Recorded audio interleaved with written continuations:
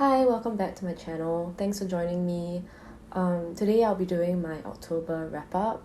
In case you didn't know, I'm Nat and I do kind of like bookish content on this YouTube, but I might have random things here and there, so thanks for joining me on this one, which is going to be specifically about books, so yay for you.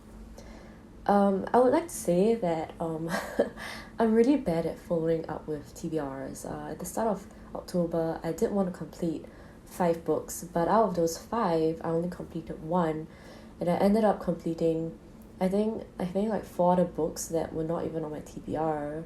So yeah, I don't know why I even have TBRs in the first place, because most likely I won't follow up with them. I'm a huge believer in reading what is relevant to you at that point of time.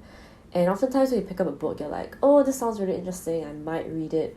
But after you read one book and you would stumble upon the next book, and things click and you're like, oh, I should be reading this book right now instead of this book that I picked out for myself about 2 weeks back. So I don't think that you should limit yourself to that because of TBRs. But if it does work for you, no problem with that. I do think that if you're someone who likes a bit more of a structure to how you do your reading, that's completely fine as well. But I've realized that TBRs really don't work so much for me. But nonetheless, I would like to commence this wrap up. So I have a drink here with me. I'm not going to show the drink because I don't know whether this is safe to show, so I'm gonna just drink it off camera. The first book I want to talk about is a singlet book. This is the Orchid Folios by zining, and I would like to say that yes, I did receive this copy as a advanced review copy. This is my first time ever receiving, I guess, a copy of a book from bookseller in Singapore for a review, and I would like to say that I really enjoyed it. You might or might not know I read a lot of non-fiction, but I would say that I really have a soft spot for poetry. I do think that poetry really captures the essence, or not say essence, but it really does capture sentiments and feelings and experiences in ways that it's the beauty of language. The beauty of writing, I would say, is the most obvious in poetry, and I could really see it here. I do think that it wasn't the writing is not too difficult to understand. I think that's also the beauty of it, in that there's a motif of floristry, about floral arrangements. There's a motif of arranging things, that coupled with a kind of interaction with state narratives here in Singapore about normative expectations that surround, I guess, the author, and by extension, a lot of us in Singapore, these narratives that kind of circle around us, and our relationship to the environment, our relationship to success, to achievement, to aesthetics. I really felt that all these themes were very, very prevalent in this book, and I enjoyed it. I mean, it was a really great break from a lot of the heavy reading that I normally do. I think this kind of made me want to pick up more poetry in the future, because I do have some poetry collections, but I'm always I'm always like picking up other brainy reads instead of really letting myself enjoy the beauty of writing in itself. Now, this month's theme has been all over the place, but trust me, towards the end of the video, I will be wrapping up themes about this month that I've been thinking about and how all these reads connect together. So please stay tuned until the end to see how I'm connecting all these books together. So yeah, another book that I did read in the month of October is this book called Ways of Seeing by Berger. Now, I know that this is quite a classic text in terms of like art critique or art history. It's a relatively short book. It's a series of like essays, really concise critiques about the ways of perception and the ways that images are used in certain ways to reinforce or to further certain preconceptions of things. So for example, there was an essay that kind of drew parallels between the artwork of I think, I'm not sure which century, but it was much before contemporary society, maybe I think the 19th century or the 20th century, about how the positions of a female body are a kind of in relation to the positions of a male body, and how that is parallel in today's advertising, how you see in the top fashion brands how they might put a female model next to a male model, the kinds of wordings, the kinds of value that is being attached to certain images. I think that this read was really quite fantastic. I would say that I'm pretty new to art critique. I'm a big believer of arts. For myself, I do dabble a little bit in arts here and there. I am a dancer, and I do really strongly believe in that art is for everyone, and that art should be accessible because it is a creative means of self-expression and community building, and that is something I feel that is so, like, it's one of the joys of life, I would say, and I think that should be accessible to everyone. On the topic of accessibility, I think one thing I really appreciated about this edition of the book was that the text was printed in a larger font and it was bolded. I felt that that actually made the reading experience so much easier for me, even as someone who is kind of used to reading long form prose with really difficult words, with really small font. I really appreciated how visually it was easy for me to read those essays, and now I can kind of get a sense of what does it mean to be a bit more accessible in terms of not just the printing, but also the presentation of things, also in physical constraints in our physical environments. That has been sort of like a side a train of thought lately in my life. But nonetheless, going back to the book, I do think that it lends a very helpful approach to things. I think ultimately the book is a very brief and concise take on what does it mean to perceive. And this question is directly tackled by a very like arts critique approach. So it's really about looking at artwork and seeing those parallels in today, and that helps to answer the question of how do we perceive and how do we reflect those acts of perceiving in artwork today, and not just in artwork but in advertising and imagery today all around us.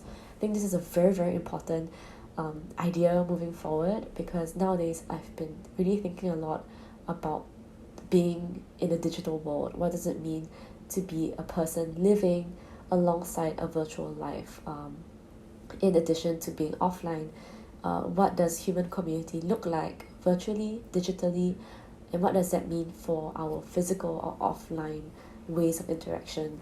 This is a huge kind of theme emerging nowadays for me, and I hope to further that in whatever months that come ahead. But yeah, just a big idea that I have no idea how to grapple, but hopefully I'll have books to help me with that. The next book I would want to kind of go into is going back to some of the environmental theme that has been part of my life for the past few months. As you might know, I have been reading a lot of books about the environment, and definitely about climate crisis. There's this book that I just read in October called A Guide to Eco-Anxiety by Grose, and I would say that it was really a chance encounter that I was able to pick up this book. I think it came to me at a very good point in my life where I was kind of waking up to the idea of climate crisis, and I was really seriously considering a lot of changes in my life, like things like changing my diet, things like being more vocal about the climate crisis, really like waking up my idea to the fact that certain urgent issues aren't being addressed, like certain environmental policies, about our diet, about the sourcing of our food, so many things that I am still learning to grapple with. But this book was such a lifesaver in that it really gave, it really articulated my anxieties, But not only that, it gave a very empathetic and gracious and generous way of like moving through these murky waters of like how do I be a better person for the environment. Not just how do I better the environment, but how do I still maintain my sanity and still work on improving myself, which in return would also improve the environment, or at least help in some way with the crisis. So I do highly recommend this book, but I do think it's only helpful for people who are also similarly struggling with the climate crisis, and that you are struggling with certain paradigm shifts in terms of like how you've come to the awareness of climate change and how you want to move forward. I don't think that this is a book to read if you are still very new to the environmental movement and you don't know much about it. I would highly recommend that you read This Changes Everything by Naomi Klein first, and other climate change books before you maybe seek out certain books like this that are more on the psychological self-help genre. Now, going on that topic of environmental movement, the next book I read was this book called The Story of More, How We Got to Climate Change and Where to Go From Here by Jahren. And this is one of the books that I think is a lot easier to read compared to other books I've read. I do think that I would recommend this as a starter to climate change books, in case Naomi Klein's writing can be a bit too heavy and overloaded for people who might be unwilling to read that level of detail. So I think this was a very, very, very easy entry into big topics, things like water shortage, things like environmental damage, biodiversity, food wastage, things like that. So many topics were being covered in this book, and I do think that the chapters are very manageable. This is more of like a really brief overview of a lot of things that are in climate change, and I think I also want to emphasize that climate change and the environmental movement is interdisciplinary. It has to be intersectional. I'll put a link down below of this podcast episode that I just listened to by New Narrative and Wake Up Your Idea. I think it's about the climate, I think, crisis. What's it called? Activism in amidst crisis. I'm not too sure what the title is, but I think it was about how activism in itself for climate change has to be intersectional, and they deliberately had conversations with activists from all across the spectrum, from disability to, say, feminists, to all sorts of to labor rights and things like that. So I do agree that climate change is a very difficult and diverse topic, but there is a kind of urgency that we have to educate ourselves on it and to figure out what our place in it is. That kind of talk is a bit heavy. If you're interested to know more of my own personal journey, I did do kind of a video on my climate journey, which you can check out as well in the link below. That talks more about my own view on this movement and how I'm trying to figure out things, but this is still a book wrap up. Let's keep to that. So the next book I read was by Greta Thunberg, which is the No One Is Too Small to Make a Difference. I wouldn't really count this a book. It's really just a very short collection of some of the speeches that she's done. Same thing again, the sense of urgency, the kind of need for public consciousness in the climate change movement. So I think maybe if I do read the other book called The House on Fire, which is co-authored by her, that I might have a clearer sense of some of the things that she might want to talk more loudly about, because these speeches are really brief, and the only kind of big takeaway that I had from it was that I do think that Greta Thunberg, although she's such an amazing activist, as well as someone who's very young and very involved, I really think that the climate change movement being driven by young people really needs more voices in it that are not just about the young people.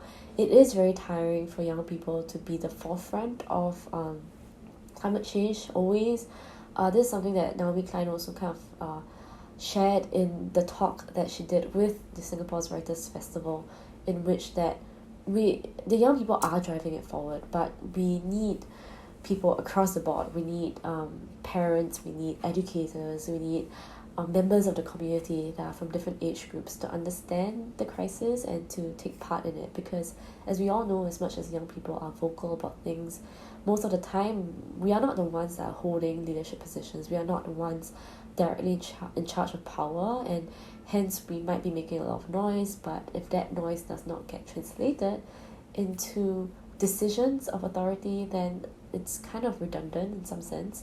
Yeah, so that's my takeaway from that book. The next book that I want to talk about is sort of tangentially related to the climate change crisis, but it's also about bigger ideas of sustainability. I think sustainability is one big tenet of the environmentalism, but in this case, it's really about sustainability, and that's Fashionopolis by Dana Thomas. I found out that Dana Thomas actually writes a lot about fashion, so that's really interesting. I'm very interested in fashion. I would pick up some of her other books as well, but this book is really about fast fashion. Now, I really recommend this book because I think fast fashion is one of the few things that really all of us are kind of complicit in. Fast fashion has taken over economies across the world. It really functions on a scale that is really far beyond our comprehension as consumers to some extent. So I really urge you to read the book as a way to be more informed as a consumer, not just be an informed consumer, but to also know what alternatives there are for you as someone who might be more interested in making sustainable choices in the future as a consumer. Now, I would say that Dana Thomas, she does provide a very, very good overview of the origins and the predicaments of fast fashion, and also some of the very, very, very cool, fascinating technological advancements in sustainable fashion in the future. I think that's all very, very cool, and I really appreciate that.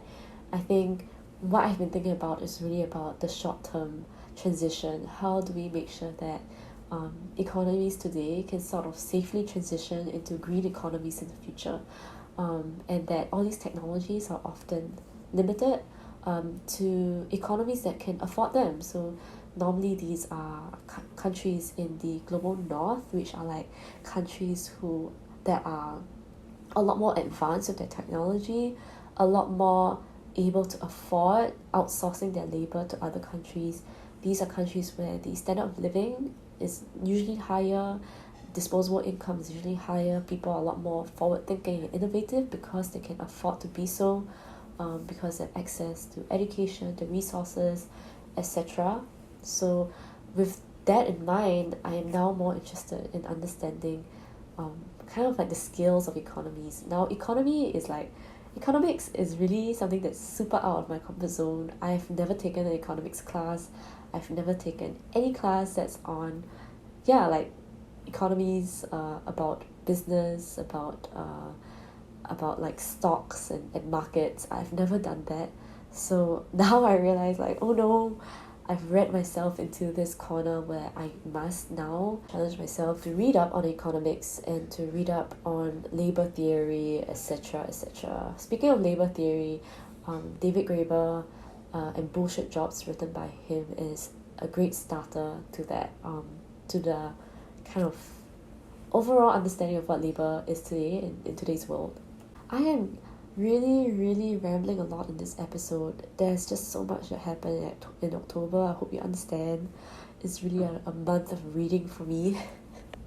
Finally, I have my last two books, and these two books are kind of not really related to the big themes of environmentalism, nor really like the digital or about activism. Not so much, but these two books really spoke to me on a very personal and emotional level.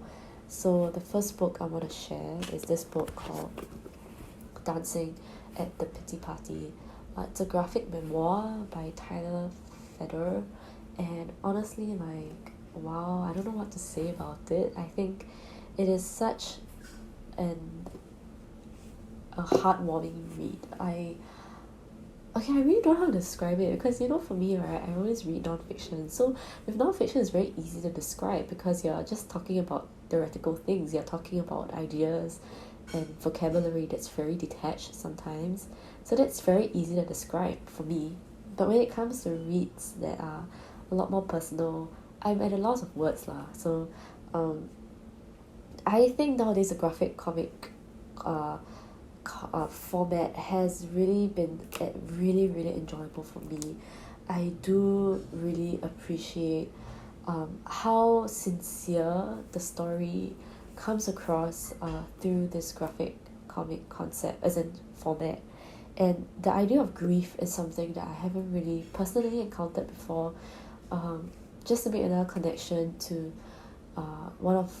Naomi Klein's talk on climate crisis as well. She talks about how a lot of us are also coping with immense amounts of grief because of our climate loss. That's the big overarching kind of theme that I have as well. How do I process grief, not just on a personal level, but also on this like global level? But definitely this was such a good book. I don't know how else to describe it. It can get really tiring reading a lot of books that are very, very theoretically complex, and I'm always like squeezing my brain dry trying to understand things, and I find that fun. I enjoy it a lot, but I do realize that I also have to spend some time really just sitting down and slowing down, letting my heart go as it is, and letting my life kind of flow as it is, and to bask in all these emotions that I'm often really running away from a lot of times. So I appreciated that this book helped me confront certain difficult emotions in my life, things about like family, about grief, about processing emotions, difficult emotions, about integrating difficult moments of your life, to some extent integrating trauma into who you are today as well. This was a very like healing experience, I think, for me, and I think for a lot of people who have read this book as well. So highly recommend. I might even buy this book in the future, because this is a library book, but I have enjoyed it so thoroughly that I might actually get a copy for myself in the future, but who knows. So on that theme of nourishment, the last book that I want to share is a book called The Truth Will Set You Free, But First It Will Piss You Off by Gloria Steinem. And honestly, like, I am so grateful that I picked up this book, because feminism has always been the start of it all. It was my entry into academic discourse.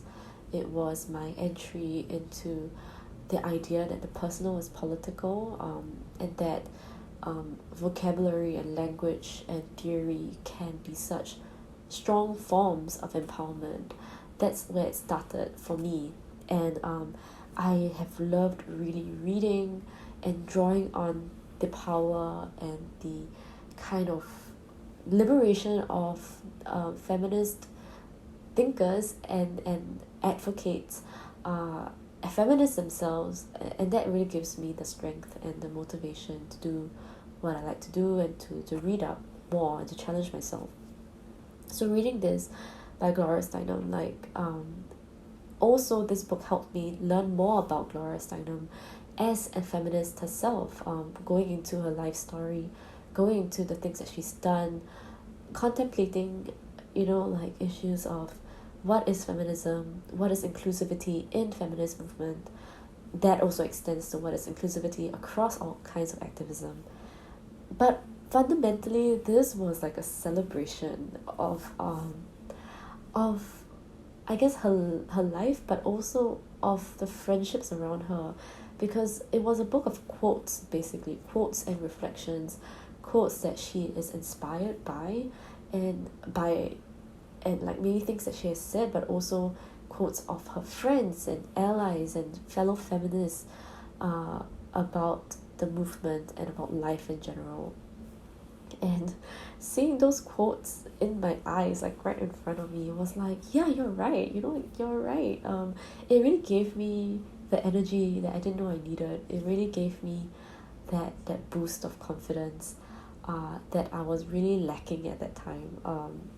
It was really a fully nourishing experience, being able to flip through those quotes by strong, powerful women, and to understand that the work of feminism is still not done today, that the work of activism never ends, but in it you can draw on the immense power and immense kind of energy of the movement.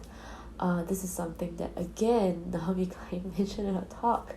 It's such a good talk. I really thoroughly enjoyed it. But the idea that activism is a renewable source, people come in and out of the movement, lend their diverse voices to it, lend their personal experiences to it, and in it you will feel motivated and propelled to go forward by drawing on that collective energy. This is something that has been a huge theme in my life so far. What does it mean to be an activist for something? What does it mean to imagine this solidarity? This is something that Adrienne Marie Brown talks a lot about in Pleasure Activism, and I am intending on reading her earlier book on emergent strategy, which I think is more relevant to the idea of how do you practically how do you have these relationships of care that propel social movements forward. So yes, those are really big themes in this month of October. I didn't expect this many themes to emerge. I think overall, as kind of like a summary, I am still really on that big idea of environmentalism, about climate change activism and the movement. However, I think that idea has kind of evolved into bigger ideas of what does activism mean, what kind of intersectional approach must we take towards it, how do I build a framework for myself in engaging with activist work, while maintaining, like, in a sustainable way. How do I make sure that I am not burnt out or overcome by so much negative energy that I do not even want to engage anymore? And I'm still learning a lot about this. I won't call myself like a full-blown activist or like advocate, but I am currently so like keen on understanding as much as I can, and hopefully to be able to join further conversations on these topics in Singapore and in whatever platform that I can be on. But yeah, that's just one theme, and the other theme of I think nourishment, reading for nourishment is a huge thing for me.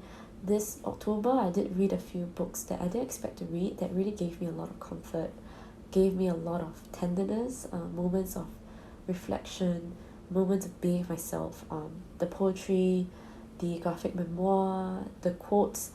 That's when I realized, like, yeah, like, as much as you might be reading very difficult theoretical stuff, there is still fundamentally a much greater need to talk about the human experience, to kind of build empathy, to kind of revel in the beauty of living and of being with people and of emotions, etc. So I think that's my ending sentiment of this month. It was such a ride, like crazy month for me. I think I've been going through like a whole phase of self-discovery as well. Not easy topics. I think this video is going to be half an hour, but whatever. I had a lot of things to say. Moving forward, themes I will be exploring will be still about the environmental issues. I will still be interested in ideas of perception in terms of art, art critique, art analysis. I'm also interested furthermore in digital realms of things. I think algorithms and social media and us as digital natives, us as living online virtually, etc. That is sort of an emerging theme for me right now, and how that is very much tied to ideas of like digital activism, etc. etc.